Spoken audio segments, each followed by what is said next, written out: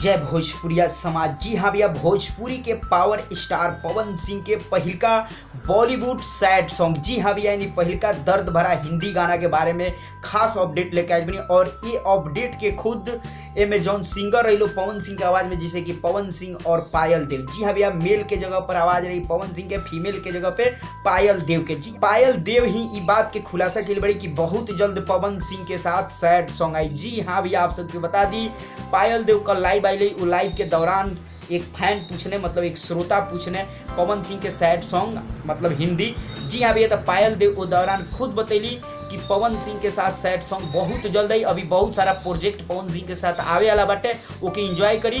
कुछ दिन के बाद आप सबके बीच पवन सिंह के एक सैड सॉन्ग आई। जी अभी जौन की पायल दे और पवन सिंह के जौन की बॉलीवुड सैड सॉन्ग है। जी अभी तक बॉलीवुड गाना तो ही गेल बा पवन सिंह के, लेकिन बॉलीवुड सैड सॉन्ग आप सब ना सुन ले रही हो पवन सिंह के। तो जी अभी आप सब तैयार रही, बहुत जल्द आप सबके बीच बॉलीवुड धमाका, वो भी सैड सॉन्ग के माध्यम से होखे वाला बा। जी हाँ भैया, जन्म पवन सिंह पायल देव के बतौर आवाज रही थी। जी हाँ भैया, कुछ दिन इंतजार करें, बॉलीवुड सैड सॉन्ग आई थी। बहुत बड़ा अपडेट बाटे, बहुत बड़ा जानकारी बाटे, लेकिन आप सब लाइव वीडियो भी देखी जौना में आप सबके पूरा विश्वास हो जाई ये अपडेट के लेके। जी हाँ भैया, तो लाइव वीडियो देखी पायल देव के, खुद वो अपना मुंह से कह रहा बड़ी। जी हाँ भैया, देखी पवन सिंह सैड सॉन्ग। हाँ, ये भी एक बहुत बड़ी बात है, पवन भैया के साथ सैड सॉन्ग कर रही हूँ मैं।